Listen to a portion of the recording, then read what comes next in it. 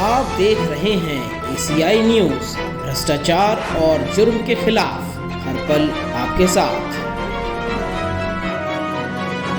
नमस्कार, मैं sub editor anti corruption या न्यूज़ चैनल से स्वागत है आपका। इस समय उत्तर प्रदेश के कानपुर शहर में मौजूद हैं और हमारा चुनावी सफर जिस प्रकार से कल्याणपुर विधानसभा क्षेत्र के बाद अब आया है छावनी विधानसभा क्षेत्र में, और यहाँ की एक बड़ी शख्सियत से हम सीधे सीधे आपको रूबरू कराने जा रहे हैं, जो कि मोहम्मद हसन रूमी साहब हैं, समाजवादी पार्टी के। सर, स्वागत है आपका हमारे न्यूज़ चैनल में। धन्यवाद। सर, हमने देखा किस प्रकार से जब हम आम जन के बीच यहाँ पे उतरते हैं, उन्होंने अपनी तमाम समस्याओं को बताया। उन तमाम समस्याओं को लेकर के जहाँ पे हमने देखा बेरोजगारी को लेके है, शिक्षा को लेके है, वही हमने देखा किस प्रकार से महंगाई और स्वास्थ्य को लेकर है। इन तमाम समस्याओं को दूर करने के लिए आपकी तरफ से और समाजवादी पार्टी की तरफ से क्या प्रयास किए जा रहे हैं?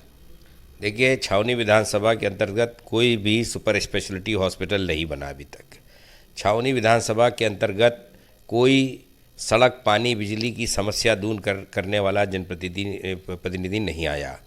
पिछले कोरोना काल में ऑक्सीजन की कमी से लगातार इतनी मौतें हुई कि हम लोगों ने ये महसूस किया कि यहाँ पे इलाज के अभाव में इस तरीके से हाल रहा तो ये किसी देहात की तरह ये छावनी विधानसभा नहीं ट्रीट किया जाएगा जब तक के यहाँ पे अच्छा इंफ्रास्ट्रक्चर न डेवलप हो। नमामि गंगे के नाम पर यहाँ पे वीवीआईपी इलाके की जो सड़कें हैं वो खोद दी गई।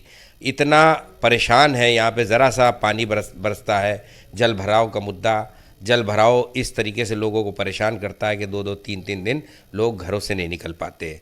नमामि गंगे के नाम पर नाकामी गंगे की जो संस्था है हज़ारों करोड़ के घोटाले में लिप्त है। आज यहाँ खोदा, फिर उसके 3 दिन बाद फिर यहीं खोद दिया, फिर पाइप लीकेज हुआ, फिर खोद दिया। एक एक जगह को 7-7, 8-8 बार खोद कर सड़क बना रहे हैं कि मजाक कर रहे हैं। अभी जब आप यहाँ पे निकलेंगे यहाँ के टेंडी के इलाकों में, जिस तरीके से उनके एक तो लगातार यहाँ पे टेंडी का काम ठप होता जा रहा है। ईस्ट ऑफ मैनचेस्टर के नाम से जो जाजमो और कानपुर हमारा मशहूर था, वो अपनी पहचान को खोता जा रहा है। समाजवादी सरकार के दौरान यहाँ पर टेंडी वालों के लिए, टेंडी के ऑनर्स के लिए, टेंडी की जो वो प्रॉब्लम थी उनको दूर करने का जो प्रयास हमारे नेता आदरणीय अखिलेश यादव जी ने किया, उन सब को रोक दिया गया है। आने वाले दिनों में टेंडी के काम करने वाले चमड़े से संबंधित लोग समाजवादी पार्टी की सरकार और आदरणीय अखिलेश यादव जी के विज़न को इतना ज़्यादा याद कर रहे हैं कि वो लोग लगातार आने वाले 2022 के चुनाव में अपने संसाधनों से पार्टी को। सर, हम ये भी देख रहे हैं किस प्रकार से जब हम यहाँ धरातल पर उतरते हैं, और यहाँ पे एक बहुत बड़ा वर्ग ऐसा भी है जो ये मान रहा है कि क्योंकि ये इससे पहले पूर्व के जो चुनाव रहे हैं उसमें कांग्रेस का और समाजवादी का गठबंधन रहा, तो ये सीट कांग्रेस के पास चली गई, तो उस जनप्रतिनिधि से यहाँ के लोग खुश नहीं हैं। इसको लेके क्या आपकी तरफ से कभी जनप्रतिनिधि से मिल करके, वर्तमान विधायक से मिल करके जनता की समस्या को दूर करने के प्रयास किए गए? क्या कोई समन्वय स्थापित किया गया? देखिए, जनता के लोग वहाँ जब भी जाते हैं, जनमानस जाते हैं अपने विधायक जी के पास कि हमारे क्षेत्र में जो समस्याएं हैं, जो पानी, बिजली, सड़क की जो आप मूलभूत समस्याएं हैं उसको ही दूर कर दिया, तो विधायक जी का सिर्फ एक ही रटा जवाब है कि हमारी सरकार नहीं है। अब आप बताइए कि सरकार नहीं तो विधायक बनने का आपको क्या मतलब है? विधायक बनने के बाद ज़रूरी तो नहीं है कि सरकार बन जाए आपकी और आप तभी काम करें। तो विधायक निधि से भी काम हो सकते थे? विधायक निधि से काम हो सकते हैं अगर आपके अंदर काम करने का ललक है, काम करने की क्षमता को बढ़ाना है, तो सरकार से लड़ के आप अपने क्षेत्र के लिए अधिक धन ला सकते हैं। ऐसी बात नहीं है आप सरकार से लड़ के अगर आप अस्पताल की बात करेंगे और सरकार को जागरूक करेंगे, सरकार को संज्ञान दिलाएंगे अपने क्षेत्र के लिए, भले सरकार ना करे लेकिन जनता को तो ये मालूम होना चाहिए कि हमारे विधायक ने हमारे लिए, हमारी जन समस्याओं के लिए धरने, प्रदर्शन या सरकार से कितनी बार लड़े, कितनी बार विधानसभा में उन्होंने यहाँ के मुद्दे उठाए। मुझे लगता है कि एक जनता के सामने ये प्रश्न का जवाब नहीं है कि हमारे विधायक जी ने न तो हमारे क्षेत्र की समस्या को विधानसभा में उठाया, न सड़क पर उठाया, न किसी विभागीय दफ्तर में जाकर हमारी कोई बात रखी। हम ये भी देख रहे हैं किस प्रकार से यहाँ के ऊपर जो समाजवादी पार्टी है और भारतीय जनता पार्टी है, क्या इन दोनों के बीच सीधे सीधे आप टक्कर देख रहे हैं या कहीं कांग्रेस या ओवैसी फैक्टर भी काम करेगा? देखिए, यहाँ पे चूँकि मैं 2012 में चुनाव लड़ा, बहुत थोड़े वोटों से हारा। 2017 में मेरे पास मुझे पार्टी ने उम्मीदवार बनाया, प्रत्याशी बनाया, मेरा ईवीएम में निशान भी हुआ, और बैठने के बाद भी जनता ने मुझसे मोहब्बतें दिखाई। लेकिन उसके बाद जिस उम्मीद से गठबंधन किया गया था, ना तो गठबंधन वाली पार्टी ने हमारी पार्टी को प्रभावित किया, मतलब हमारी पार्टी से जो जिस उम्मीद से हमारी पार्टी ने गठबंधन किया था उस पर वो खरी उतरी कांग्रेस, ना यहाँ का क्षेत्रीय विधायक खरा उतरा। क्योंकि हम लोगों ने गठबंधन करके समाजवादियों ने अपना वोट ट्रांसफ़र किया और उसकी वजह से कांग्रेस के उम्मीदवार को, कांग्रेस के प्रत्याशी को विधायक बनाया गया। अब इस समय ऐसा लगता है कि उसकी तो कोई बात ही नहीं करता, सीधी हम लोग की लड़ाई, हमारी लड़ाई को भारतीय जनता पार्टी से आंका जाता है। हमारे नेता के विज़न को यहाँ का, शहर का एक एक छोटा बच्चा बड़ा याद करता है, अखिलेश जी के एक एक किए गए कामों को याद करता है, चाहे वो कन्या विद्याधन हो, बेरोजगारी भत्ता हो। ये बताइए ओवैसी फैक्टर कितना काम करेगा? देखिए, ओवैसी कोई फैक्टर नहीं है, ना ओवैसी की कोई आइडियोलॉजी है। ओवैसी एक जात धर्म के नाम से अपने वोट को मांगने का काम करते हैं।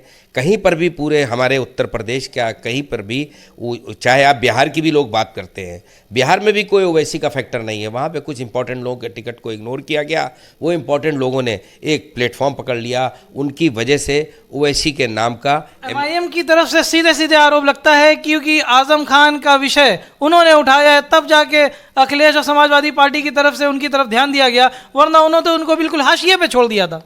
देखिए, ये उनके वोट मांगने का और जनता को गुमराह करने का और भारतीय जनता पार्टी को फ़ायदा पहुंचाने का एक सोचा समझा एक षड्यंत्र है ओवैसी साहब का।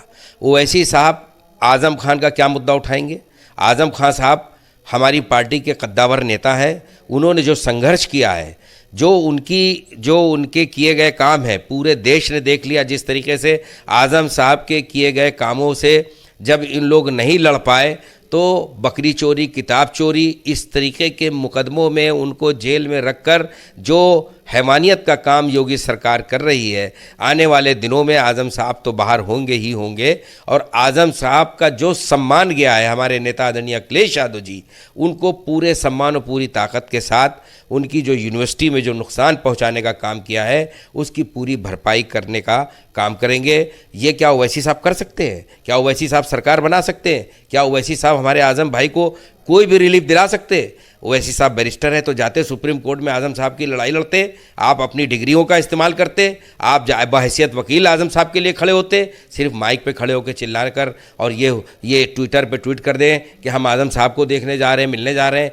जनता सब जानती है कि आप किसके लिए काम कर रहे हैं। एमआईएम के जो प्रवक्ता हैं जैसे आसिम वकार साहब, वो सीधे सीधे कि उन्होंने जो है वो मीडिया में कह दिया कि यदि डिप्टी सीएम कोई मुख्यमंत्री जो है वो बनाने के लिए हमारे अखिलेश जी मुस्लिम को देते हैं डिप्टी सीएम का पद, तो वो गठबंधन करने को तैयार हैं। देखिए, आपको ये मालूम है कि डिप्टी सीएम जैसी चीज़ कोई नहीं होती है। सिर्फ एक मुख्यमंत्री होता है, बाकी सब कैबिनेट मंत्री होते हैं। कैबिनेट मंत्री के नाम के आगे एक टैग आप लगा दें कि डिप्टी सीएम। अगर कोई पावरफुल मिनिस्टर अगर उत्तर प्रदेश में या समाजवादी पार्टी में मुख्यमंत्री के बाद रहा है तो पूरा देश जानता है कि वो हमारे नेता आदरणीय आज़म खान साहब रहे हैं, जिनकी पार्टी के अंदर जो इज्जत और जो सम्मान और जो उनका वक़ार था, उसी वक़ार और सम्मान से इन लोग परेशान होकर सामने वाले, उनके पेट में इतना दर्द हुआ कि आज़म साहब को झूठे मुकदमों में जेल में बिछाने का काम किया।